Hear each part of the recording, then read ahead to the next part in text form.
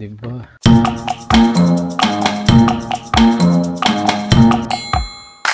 Hey guys, what's up? Ay, naririnig nyo ba ako? Naka-cellphone vlog lang tayo. So today is Sunday at ang ganda ng panahon ngayon kasi ang init. It's 59 degrees Fahrenheit. No, parang isang araw nag-snow lang dito. Ganun dito sa Chicagoland, guys. One day it's snowing, the next day it's sunny. Lali, grabe ang init. I mean, malamig kasi mahangin, pero ang init ng araw. Taba naman ng mga ano man. So ayan ang aming neighborhood. Tapos ayan ay Kakahuyan. Joke. Merong ano dyan, yung mga kabahayan sa kabilang village. Ganun. Pero ayan yung sa amin. So ayan si Commander at si Billy. Uy, Lali. May mga iba na rin nag-ano. May ibang tao na rin. No? Ganun. Kasi nga mainit. So pag mainit dito, tinitake advantage ng mga tao. Lali, come, let's go.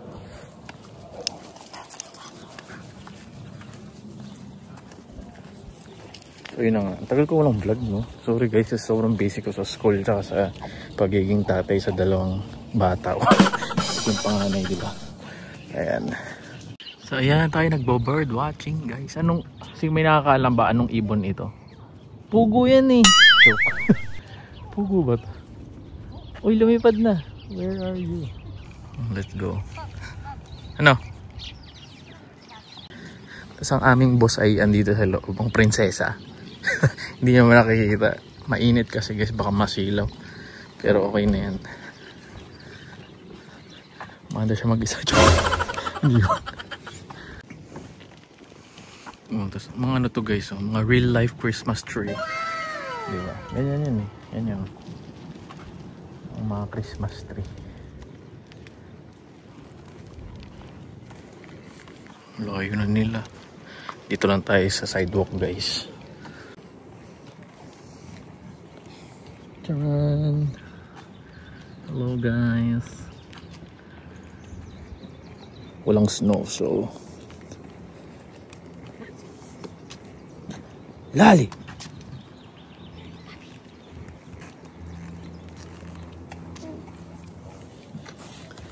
Tingnan nyo guys, mayroong ano dito sa amin. Man-made lake. O, diba? Hindi ko alam kung may isda dyan. Pero parang minsan may nakita ko nung isda dito. Nilalagyan yata nila ng mga fingerlings para pwedeng fishingan. So, ayan. Hey guys, good morning. Dito tayo sa office. Mamayang hapon, dadaling ko kayo. Mamayang hapon, meron na akong event na pupuntahan. Na-invite tayo sa Starbucks. Alam nyo kasi yung pinakamalaking Starbucks nandito sa Chicago. Largest Starbucks in the world. So mamayang hapon, tara mag-vlog tayo doon. Sasama ko kayo. So yun yung in-invite ako kasi mag-rebrand yata sila or magpapalit sila ng menu. So merong tasting event later. So ayan, sa Reserve. Ang view for today's video. Ayan. Okay. Pero ngayon mag-work muna tayo. Spring is in full bloom at the Starbucks Reserve Roastery Chicago, and I got an exclusive first taste at their private Coffee in Bloom event. From botanical-infused cocktails to vibrant new treats, the flavors were next level. My friend and I sipped on the lavender matcha margarita, sakura blossom negroni, and butterfly pea spritz, each one bursting with unique floral notes. If you love ube, lavender, and cherry blossom flavors, you need to check out Starbucks Reserve Spring menu starting March 4th. Let's go! Hey guys, what's up? Andito ako ngayon sa loob ng Men's Warehouse sa Chicagoland. Tapos meron akong collab today, so inisip ko mag-vlog na rin ako para makita nyo ano yung ginagawa ko sa normal na araw aside sa pagiging empleyado. So ayan, itong Men's Warehouse para siyang ano ba siyang sa Pilipinas, yung Onesimus, parang ganun. So dito mabibili lahat ng mga pang wedding, ganyan. So ayan, malaki tong store nila. Charan. So nag-reach out sa akin yung marketing and then bigyan tayo ng $1,000 na parang budget para mag-shopping ng looks yung spring looks collection nila at yung for wedding, ganyan. So, let's go. Pero hindi daw pwede yung clearance. Yun yung ano. Ayaw ng clearance. Gusto regular price. Kaya, pili tayo. Marami. As in. Ganda dito. Okay. Papakita ko na lang yung finished product sa inyo. Yung mga reel. Pero, hey guys. Ayan. Natapos na nga tayo mag ano, fit check. Dito sa Men's Warehouse. Kailangan ko na bumalik kasi tagal ko nang nawala sa bahay. Kaya, let's go. Ayan. Ang dami ko na uwi. Papakita ko sa inyo na lang yung reel after. Let's go.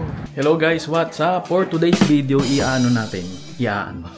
i-assemble natin itong outdoor storage kasi papakita ko sa inyo ang nangyari sa labas. Pag malakas kasi yung hangin, yung mga cushion sa labas hinahangin, as in talagang lilipa rin. Buti may fence kami kasi kung wala kaming fence matatagpuan na yun sa mga kapitbahay. Kaya i-assemble na natin itong outdoor storage. Ayan. Dito ko natatanggalin tapos dadaling ko na lang sa labas isa-isa kasi ang bigat. Okay, let's go. Hoy Lali, mag-hello ko nga sa mga fans mo dyan. Wow.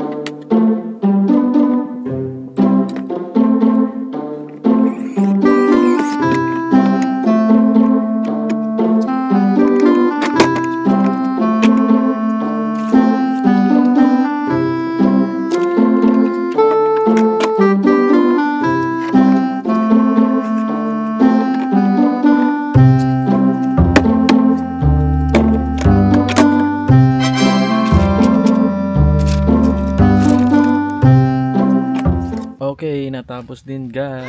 And then, ilalagay na natin siya doon sa kung saan man siya bagay. Natapos din sa wakas. Kasi ilalagay natin yung mga cushion dyan eh.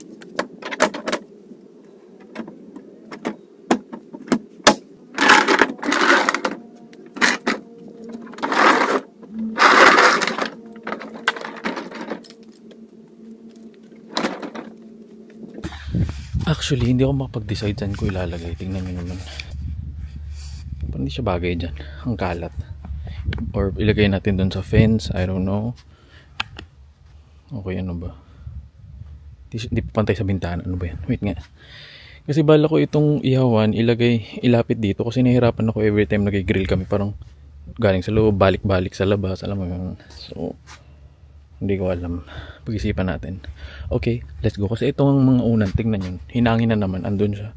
Kaya kailangan natin lagay itong mga to sa doon. Okay. Ayan. Kalat. Wait. Ayan na nga guys. Nalagay ko na. Papakita ko na sa inyo. Charan! Tapos ito yung loob. Oh, diba? Andyan na lahat ng mga unan. Yun na yun. Saktong-sakto. Akala ko marami pa ako yung malalagay. Ang dami kasing unan. So, ayan. Ayan na nga. Finally. Tapos nag-a-arrange na rin ako dito. O, diba? Hey guys, what's up? Good morning. Today is Saturday. Wala lang. Tatambay tayo dito sa backyard kasi para mag-chill. Grabe yung busy ko these days. Alam nyo naman. Hey, asan ito? Lali. Say hi. Lali! Ha? Ayan, maglalaro kami ng football ni Lali. Teka lang. Kwentuhan muna tayo guys. Ang tagal ko hindi nakapag-vlog. Anyway, ayun na nga. So mamayang hapon or gabi pala, 6:30, meron akong collab or meron akong ano tawag doon? Yeah, meron akong invite from Asian restaurant sa Chicago. Ang pangalan niya is Sunda. Yan, Sunda. S-U-A-N-D. I've never tried eating there pero yun nga, we got an invite para to try out their food kasi gusto nila i-highlight yung Filipino Food Month which is April. So ayun, hindi ko aware. Pag Google ko, Filipino Food Month. Totoo pala. So ayun na nga. So gagawa tayo ng content, try Filipino food. Siyempre, sino bang best person i-invite para sa Filipino food? Walang iba kundi ako dito ko sa Chicago guys. Alam nyo yan. Ganun, titignan natin kung legit ba yung lasa. April is Filipino Food Month, so I had to check out Sunda in Chicago. The vibe is cozy, classy, and perfect for a night out. We had lumpia, fried rice, chicken inasal, and the crispiest crispy pata ever. The Sunda Sundae, aka Halo Halo, was the perfect sweet ending. We also tried their tiger shrimp tempura, lychee simoy, and the ube espresso martini that totally hit different. Chef Mike Morales and founder Billy Deck are serving up modern Filipino flavors in the best way. Now in Chicago, Nashville, Tampa, and soon Detroit. Celebrate the culture, celebrate the flavor here in Sunda. Let's go! So yun, mamaya gusto niyo, hindi ko alam kung mag-vlog ako dun, pero for sure mag-film ako ng content for TikTok, for Instagram. So yun, para sa Reels. Baya may muta-muta pa. So itong vlog, dito niyo nakikita ang tunay na ano ba yan? Dito nga, ang lamig kasi guys, grabe, spring na pero gano'n kalamig, 46 degrees Fahrenheit. Anyway, asan si Lali? Laro tayo.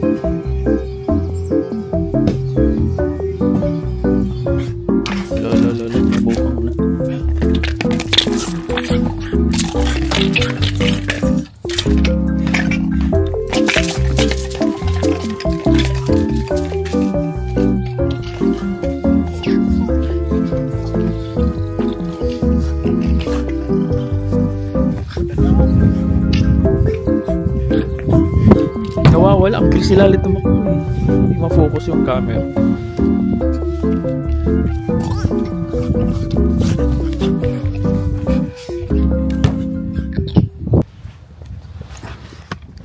lamig. Inom muna tayo milk tea. Wah. Ginagawa mo. Kala ko ba maglalaro tayo? Ha? Choink. Choink. Oh? Suplada yarn. Guys, mag-start ako ng gaming channel. Gusto mo yun?